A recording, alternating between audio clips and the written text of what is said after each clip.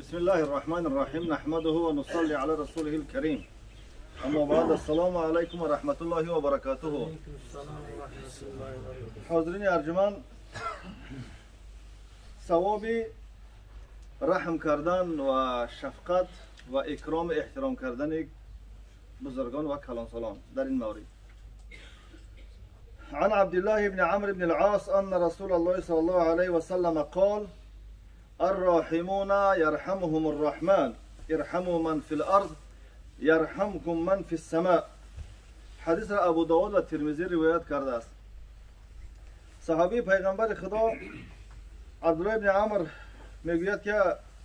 رسول اکرم صلی الله علیه وسلم فرمود: رحم کنندگان را رحم میکند الله رحمان. شما رحم بکنید کسی که در روی زمین است تا اینکه اون که در آسمان است شما را رحم بکند. رحم شفقت کردن بالای همه مخلوقات فرق نمیکند، انسان از حیوان از حتی جمادات است. بر همه چیز انسان باید رحم شفقت داشته باشد، نسبت اون ناحقی ستم جور نکند. نتیجهش همین می شود که این انسان از الله رب العزت رحم میبیند،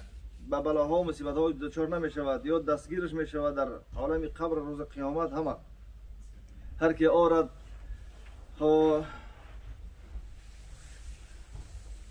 هر که رحم آرد اینجا بر ضعیف رحم بیند از خداوند لطیف.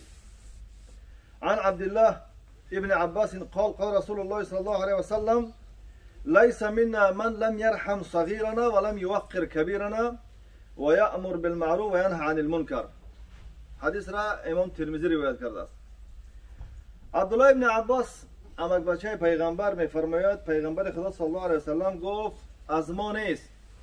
لیس منا یعنی از راه روش ما نیست یا از جمله خواص ما نیست، از جمله انسان‌های خاصه نیست. من لم يرحم صغیرنا، کسی که رحم بر خردسال نکند. یک انسان کلانسال بالای یک انسانی که از خودش خرد است باید رحم شفقت داشته باشد. ولم یوقر کبیرنا، و اینه که سالش پایون است بر اونی که بر خودش کلانسال است او را حرمت احترام بکند، قدردانی بکند و امر با معروف بکند و نهی از منکر. اگر این کار را نکند، کسی رحم نکند بر زیردست یا بر خرد و خردسال بر کلانسال احترام قائل نشود و امر معروف نکند و نهی از منکر نکند، پس این کارش از راه روش ما نیست. پیغمبر میگویند چی نوع یک انسان به کدام مقصد یک کلانسال خردسال را رحم بکند، قدرش را بداند،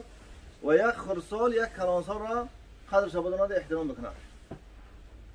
یک انسانی که بزرگ است، مثلا 50 ساله است، از مرحله 15 سالگی به بلاغت میرسد. از 15 را اگر بگیریم 35 سال، اگر هر سال یک گناهی کرده باشد می شود 35 گناه فرض مثال. و اینه که 30 ساله از فرض مثال از 15 ساله او به بلاغت میرسد، اگر هر سال یک گناهی کرده باشد می شود 15 گناه. یک انسانی که کلانسال است بالا یک خردسال به همین نظر ببیند، به همین فکر باشد که این از من خرد است، گناهاش نسبت گناههای من کم است،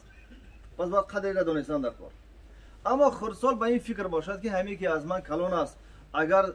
در 35 سال عمرش هر سال یک کاری ثواب خوب کرده باشد می شود 35 تا. من خردسال اگر در 15 سال به بلاغت رسیدگیم هر سال یک کار خوب کرده باشم می شود 15 تا، پس این از من ثوابش بسیار هستند. خردسال طرف کلانسال به این چشم و به این فکر نظر بکند، در اینجا باید توازن به وجود میاد، یعنی احترام همدیگر به وجود میاد. این یک. و دیگر این که انسان خردسال کلانسال را به این فکر نظر بکند، اگرچه اهل علم هم باشد سوادش بیشتر باشد از یک کلانسال، لیکن حرمت احترام این کلانسال بالایش هست. به این فکر که در ایمان سبقت دارد. ما در اسلام یک چیز را سبقتی در ایمان میگیم، یعنی هر کسی که پیشتر اسلام را قبول کرده باشد و یک درجه دارد از اینکه بعدتر قبول میکند. تا روز قیامت حکم همین است. پس اینه که از من کلانسال است، من نباید که الکی در اسلام وارد بده، مثلا ایمان آوردگی است، این عملهای بسیار کرده است، از این جهت باید حرمت احترام باشد. عن انس قال قال رسول الله صلی الله علیه وسلم: ما اکرم شاب شیخا من اجل سنه الا قید الله له عند سنه من یکرمه. حدیث را ترمذی روایت کرد. انس ابن مالک خدمتگار پیغمبر میگوید پیغمبر خدا صلی الله علیه وسلم فرمود هر جوانی که یک جوان یک موی سفید را حرمت احترام بکند به خاطر همون کلانسالیش الله رب العزت همین انسان حرمت کردگی را همین جوان را برایش یک انسان را وابسته میکند یک انسان را میگمارد قیازه معنیش که گماشتن برای او هم قرار میتید یک شخص را که وقتی این جوان سن سالش به اندازه همین موی سفید رسید با کسی پیدا میشود که این را حرمت میکند یعنی تو جوان پسر وقتی اخذ کلانسال که حرمت کردین در سن همون کلانسال ها که رسیدی باز جوان های را خدام میسر میکند و آماده میکند که تو را حرمت احترام میکنند بالعکس اگر تو به حرمتی کردی و از خود کلانسال ها قدرش رو ندونستی نسبت اونها تحقیر کردی تو نیز در هنگام پرسالی کسی خیلی برخورد میشوی کسی تو را حرمت احترام نمیکند این حدیث همین معنی را میتید پس اینجا باید که مسلمان ها قدر همدیگر را بدانند خرسال کلانسال را حرمت بکنند کلانسال زیر دست را که خرسال رحم و شفقت داشته باشد نسبتش خیرخواه باشد ثواب اصلاح بین مردم کشمکش ها و نافهمی هایی که در بین مردم میشوند اون را اصلاح کردن یعنی صلح آوردن بین انسان ها دشمنی می شود ناحقی می شود درگیری می شود خب جنجال می شود یک انسانی که در بین بدرد این دو جهت را با هم دوست قرار بدهد اینا میگن اصلاحی ذات البین عن ابی الدرداء قال قال رسول الله صلی الله علیه وسلم از ابو الدرداء صحابی رسول الله روایت است که پیغمبر خدا فرمود الا اخبركم بافضل من درجه الصيام والصلاه والصدقه پیغمبر گفت من شما را خبر ندهم با بهترین کار یا ثوابی که از درجه روزه گرفتن و از ثواب نماز خواندن و صدقه منظور از این روزه و نماز و صدقه یعنی همون روزه و نماز صدقه نفلی بعضی علما گفتن که اگر فرضی را جدا کردن گفتن که از نفلی اما بعضی علما میگن که نه از فرضی نیست در صورتی که بین مردم کشمکش از جنجال است یک انسان اگر برود اصلاح بکنه ثوابش بالاتر از همون نماز فرضی رو که صدقه و روزه فرضی که میگیره ثوابش از این بالاتر میشود چون که اون نیاز است اگر بین مردم دشمنی بیاد درگیری شود جنجال شود نتیجهش به امنیتی میشود تو خودت دیگه در همونجا نمیتونی نه نماز بخونی نه روزه تا بگیری نه صدقه تا بکنی پس این افضلیت دارد اصلاح بین مردم صلح صلاح آوردن پیغمبر این سخن را گفت من شما را خبر ندیم از همین ثواب بهتری که از روزه گرفتن از نماز خواندن و از صدقه کردن بالاتر است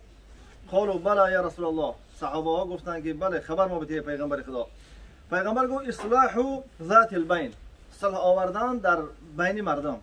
نافهمی که در بین میشود اونها را در بینشو یک همدیگه فهمی را به وجود آوردن فان فساد ذات البین هی الحالقه پس به تحقیق فساد ذات البین یعنی همین کشمکش جنجال و نافهمی و بدبینی و دشمنی که در بین جامعه میشه در بین انسان ها پیغمبر گفت این یک حالقه است یعنی تراشنده است در دیگر روایت میاد پیغمبر میگه من نمیگویم که این تراشنده موه است حالقه الشعر یعنی موه را میتراشد ولکنها تحلق الدین دین را از بین میبرد در وقتی که کشمکش باشد دشمنی باشد جنجال باشد اینها باشد دیگه در اون جمعیت دیگه دین هم باقی نمیماند همه دیگه در فساد و در کشمکش در جنجال گرفتار میشن الله رب العزت در قرآن عظیم شان میفرماید اعوذ بالله من الشیطان الرجیم انما المؤمنون اخوه یقینا این از جز این نیست که مؤمنها با هم برادرند خدا میگه اینها برادر ایمانی هستند مادامی که چنین هست فاصلحوا بین اخویکم درست است که بین مؤمنها کشمکش میشود این آیات اشاره به سوی همین است که مؤمنها با هم کشمکش مینند لیکن وظیفه باقی مؤمنها این است که بین این دو جهت درگیر صلح و صلاح بیارد مسئولیت بالای دیگر مسلمانان همین است فاصلحوا بین اخویکم واتقوا الله لعلکم ترحمون خدا میگه شما صلح و صلاح بیارید بین برادراتو اگر شما صلح و صلاح آوردید دوستی در بین شما که اومد لعلکم ترحمون خدا میگه که شما را خدا رحم میکنه رحم خدا بالای ما مسلمان در صورت میآید که ما مسلمان با هم متحد دوست خیرخواه هم دیگر باشیم خدا میگه که واتقوا الله از خدا بترسید یعنی از خدا بترسید جنگ نکنید با هم درگیر نشوید برای متاع دنیا یا مسئله محلگرایی و قومپرستی و رنگ پوست و وظیفه و دیگر همه اینها را شریعت اسلامی میگه که برطرف بگذارید فقط اون که شما را با هم پیوست میدهد و ایمان تو واسطه پیروی از این پیغمبر خدا. ثواب طلاقت الوجه. طلاقت الوجه یعنی چهره خوش، چهره بالیده و غمگین نیست، چهره که خوش است.